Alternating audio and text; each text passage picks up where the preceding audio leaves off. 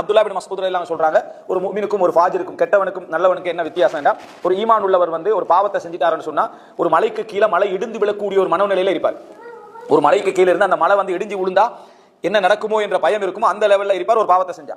ஒரு ஃபாஜிரை பொறுத்த வரைக்கும் அதாவது ஒரு ஒரு கொசு மூக்களை நின்றுட்டு இப்படி செஞ்சா என்ன மரியாதையோ அந்த லெவல்ல தான் அவனுடைய கவனம் என்ன செய்யும் இருக்கும் என்று சொல்றதை நம்ம பார்க்கிறோம். எனவே இமாம் இப்னு ஜௌஸி ரஹ்மத்துல்லாஹி சொல்றாங்க, நீங்க ஒரு பாவம் செய்த பின்னால உங்களுக்கு உள்ளத்துல அந்த பாவம் என்ற அடையாளம் வருகிறது என்று சொன்னா, நான் பாவம் செஞ்சேன் ஒரு துடிப்பு வருது என்று சொன்னா, அது உங்களோட உள்ளத்துல அல்லாஹ் இன்னும் ஒளியை வைத்திருக்கிறான் என்பதற்கான ஆதாரம்.